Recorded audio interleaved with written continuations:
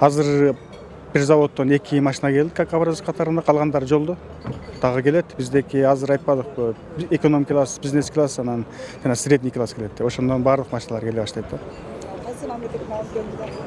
Азыркы келгендердин баардыгы Кытайдан келип атат. Себеби азыр электромобиль боюнча Кытай лидерчи орунда турат да. Эми азыркы келген машиналар бул Skywell компаниясыныкы. Бул Skywell компаниясы Nanking Golden Dragon деп завод болот. Булар ошо электроавтобустан тартып электромашинага чейин чыгарышат. Экспортто чыгарып Кытайда өзүн жакшы көрсөткөн машиналар да. Мындан кийинки аракеттер кандай болот? Мындан кийинки аракеттер ошол, биз максималдуу түрдө жеңил элдерге арзаныраак машина алып келгенге басым жасайбыз. Негизги катмар ошол болуп атат. Ошол убакта зарядный станцияларды курганга аракет кылабыз өзүбүз. Кафелерге, жолдорго, анан азыркы бизде алыскы межбуриятыбыз шаар ортосундагы таксилер дагы кыйнап ала туруп атпайбы?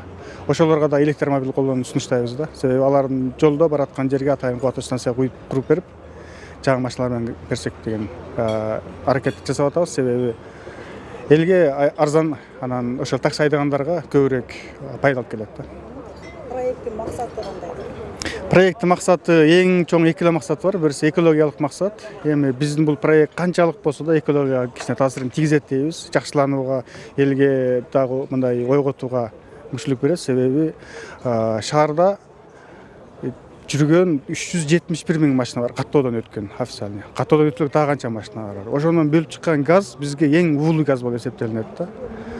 Эми электромобиль ошол газдан бизди азайтып, аз да болсо биздин шаарыбыздын экологиясына таасирин тийгизет деген сөз. Экинчиси экономикалык абал. Экономикалык ошо алган кишиге түздөн түз экономикалык пайда көрсөтөт. Экинчиден жалпы эле биздин Кыргызстандын тиги энергия же болбосо күйүүчү майга болгон көз карандысын азайтат да. Бүгүн Аман деген торгово-промышленный компания, соода өндүрүш компаниясы ошо электромобиль боюнча өзүнүн баягы презентациясын өткөзүп, өзүнүн партнерлорун бизге тааныштырып, анан өзүнүн пландарын айтып берди. Мына ошого мени да чакырышкан экен.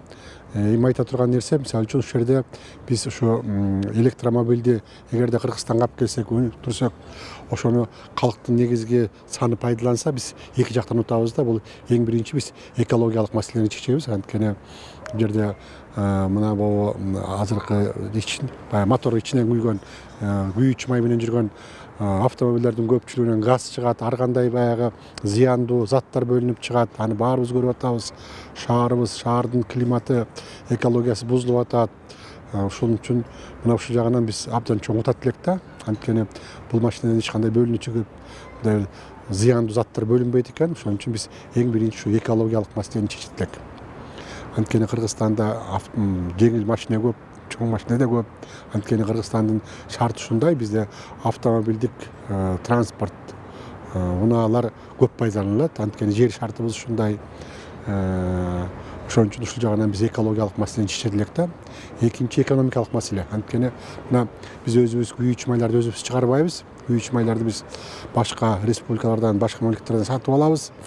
Алардын күйүүчү майлардын баасы жылдан жылга өсүп атат, аны көрүп атабыз, кымбат болуп атат.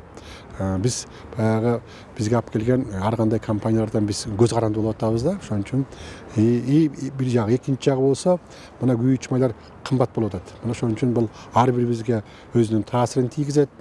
Биздин баягы бакубат жашаганыбызга бир тескери таасирин тийгизет.